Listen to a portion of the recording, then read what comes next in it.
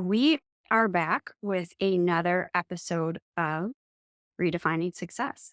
And so today we are talking about sustaining and building community. So, what does that look like? And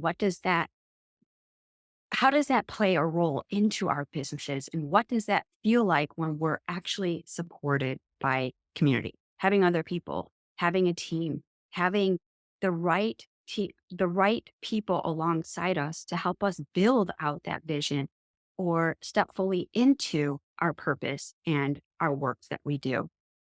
So today's episode, we're going to have a lot to kind of unpack in this short bit of time, but really our goal for today is to help you understand what the role of community in personal and professional growth is, some ways that we can implement strategies and create nurturing supportive networks, and really the value of what community is and how it can boost our confidence and foster what success is as we get to redefine what success means to us. The more that we get to really step into our power of what it is that we're creating, what we're bringing into this world, and what we're doing with all those pieces so that we can create that legacy and those life changing moments to have that ripple effect and create an impact, which is really, isn't that what we're here for? So, Amy, I would your take in up today's conversation to really take that deep dive into what it means to build and sustain community over time. Yeah. At the end of the day, we are not meant to do it alone. A lot of times we find ourselves just feeling alone in this world. But there are so many people out there ready and willing to support you if you allow them the opportunity to do so. So, community to me is all about fostering those relationships, being willing to put yourself out there and say, I'm having a hard time asking and receiving help. And a lot of that comes back to making mindset shifts. I really feel like mindset shifts are at the absolute core of community because we're wired for negativity. Our brains use the negativity bias to keep us safe, to protect us. So oftentimes, what ends up happening is that we put ourselves into this like competitive mindset, this scarcity mindset unintentionally. We feel threatened. We feel triggered by people that have what we desire. So, what's really been impactful for me was becoming self aware. When am I doing this? What is triggering me? Really becoming curious and becoming intentional about, first of all, identifying, okay, when is this happening? And then using it as, a reminder that, you know what? That person achieving that thing, that's proof of concept. How can I learn from her? What can I learn from her? How can I help her to support her? It goes back to that analogy a rising tide lifts all ships. There is no lack of abundance in this world. It's just like the air we breathe, it is all around us. But you have to be willing to put yourself out there. And that can be scary as you start to foster community because you're not going to be for everyone. And that's a hard truth. But your people are out there. And you have to be open to making these connections. You have to be open to all of it. Because at the end of the day, community is not about me. It's not look at me. It's come with me because we're on this journey together. And even though our paths may take us different directions, our lives may look different. Come along with me because I'm going through it too. What can I do to be that light for others, to help others and ease that burden, help lift that cross in their life? Because we all have challenges, we all have struggles.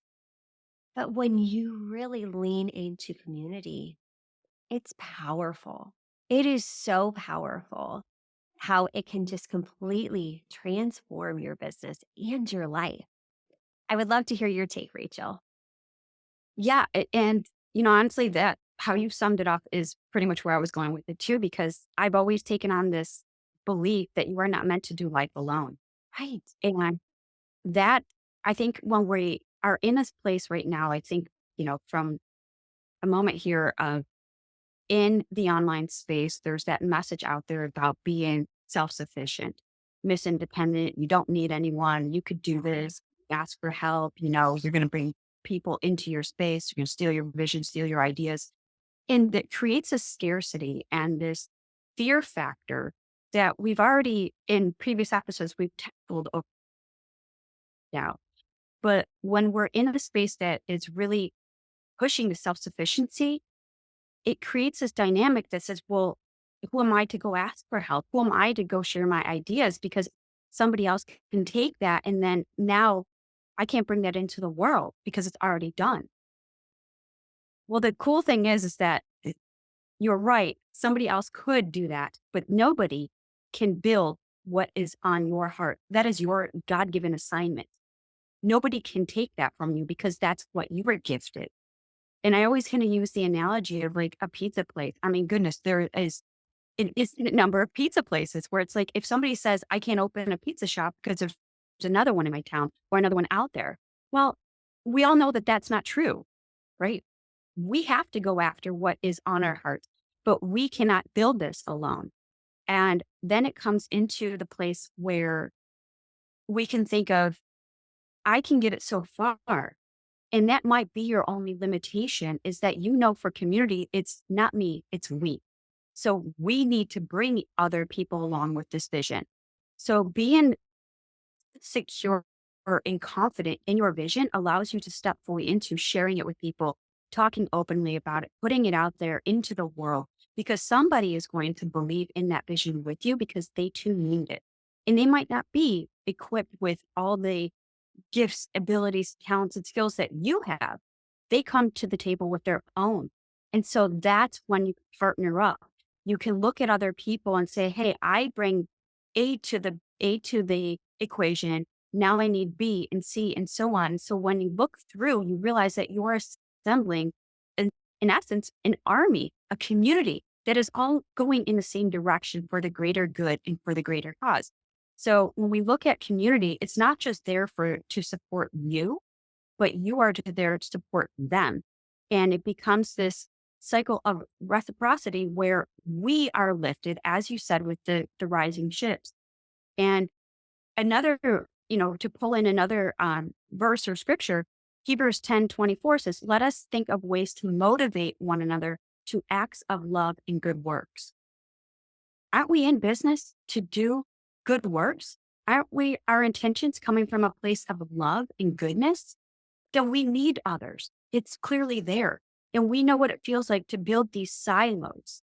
But we're not trying to create a world of silos. We're trying to create a world of community. And with community becomes collaboration, not competition. Silos create competition because when you're on your lonely island and you're trying to do it all by yourself, think it all the way through, because that's what the world tells you. You don't need others. You will remain stuck. And that is your only limitation because you're unwilling to get out of your own way.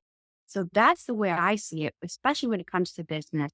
And I'm only sharing these things because, yes, I personally walked through that because I fell victim to thinking, oh, I got to hold on so tightly to this because it's mine. We Right. know what it's like to be in that place. And that's not a place where life breathes. So, Yeah. We've all yeah. done that. I mean, Yeah. it's primal. We have all been there. So, if you're listening to this and going, gosh, like I really need to make some mindset shifts, we've all been there. It's how we're wired. But what community and collaboration allow us to do is amplify, exactly as you said, pool those resources, those unique gifts and talents that we all have, pool those together and amplify each other's voices and raise each other up. If I were to go and stand in the middle of a football stadium and yell, no one would hear me on the outside. They might hear a little itty bitty whisper, but they're not going to hear my voice. What happens when you pack that stadium full of people? You feel it. You can feel the roar of the crowd when there is a game going on. So this is exactly the role the community plays. It allows us to amplify each other so we can help each other through. I heard a beautiful saying, story, what have you, years ago, and it's really stuck with me. In our lives, in our businesses, in everything that we do, we need three different types of people. We need those ahead of us. They are there to be the belief. We can borrow the belief from them. They are there as proof of concept. We need those alongside us that we can link arms with, that understand the ups and downs of what we're going through, that can fill in those gaps and where we need them, that we can accept help.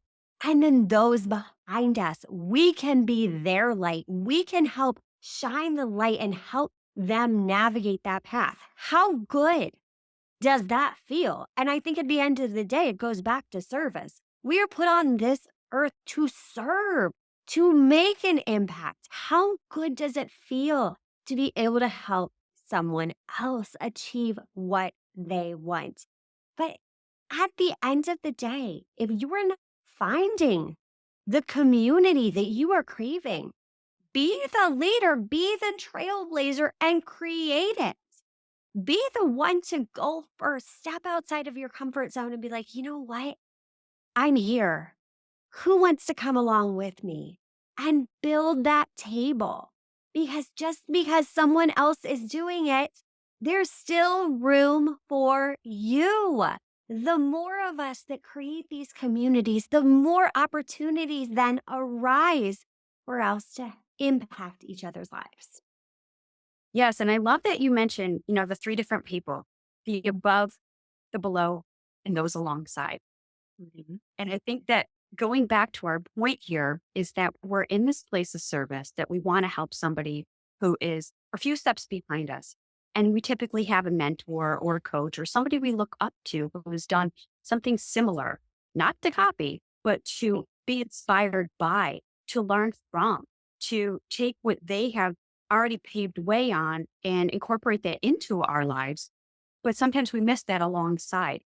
And that alongside is your peer who again brings the other assets to your vision and vice versa. You don't know what you're contributing to them. And something I realized too is I think when we get stuck in our own ways in our own self, that we discount that alongside person because again, there's that fear and this lack of trust. But what is unique, and I want to challenge the perspective here, is that we're ourselves a disservice. We are discounting and disservicing that individual has the gifts and brings to the table. So they too might be asking, man, I wish I had somebody who can help bring life into my business, help me feel more confident. And everyone wants a sense of validation. We get that from ourselves. But when we know that we're validating somebody else's unique qualities, gifts, skills, and abilities, they're also validating ours. And that creates that tandem, which to your point about linking arms, connecting, that's what connection really does. When you can see yourself with them and growing together, and as they're linking arms in the middle, the alongside, think of how many people we are leading, but we are also being empowered by those who have walked the path before us. So it becomes this whole community. So if you look at it from a metaphor, right, we're building this globe, right? This, you got the top, the middle, and the bottom linking around. That's what we need to in our community. That's our world. So it's this hub and this beautiful way that we can sustain over time because when one falls, guess what? There's so many there to pick each other up. But when you fall by yourself, yeah, who's there for you? Who's going to help pull you back up? And you might get stuck and stay there and, tie in the whole self-sufficiency. You might get back up on your own, but look at the long term, look at the lag time. How long are you going to sit in that timeout before you're able to muster up the strength and courage to get back up? And meanwhile, somebody else is building that dream alongside of you. But that dream is like your DNA, it's your blueprint. There is none other like what you can create into this world because you are that gift that the world needs. Exactly. I could not agree more. And I think that is the perfect note for us to end on today. I hope that you took something away from this because this is such a powerful, powerful topic. Community is something we hear all the time. I think it's almost become a buzzword. We're always hearing community over competition, this, that, and the other, but you're right. We need it. This is a non negotiable in your business. This will make the journey easier. And then next week, we're going to be talking about a very often overlooked part of business, and that's holistic wellness. That's, are we taking the time to actually nurture ourselves, nurture our spirits, nurture our physical, our mental, all of us as a whole, as a human being, so that we can be better leaders, so that we can foster community, foster these relationships and collaborations. Yes, and that's such a great note because next week, oh my goodness, this is one of my favorite topics because I know this we is your jam. this is my jam. I love talking about health and wellness because really that's the foundation to which we build not only our businesses on, but ourselves. And if we start to crumble, then we don't have the business that we had aspired to create. So yeah, we'll be building those pillars and those foundational pieces next week as we really talk about the full self, the holistic from the inside out. So thank you guys for being here. And we can't wait to come back next week and talk about those things as well. So have a beautiful day and we look forward to seeing you next week.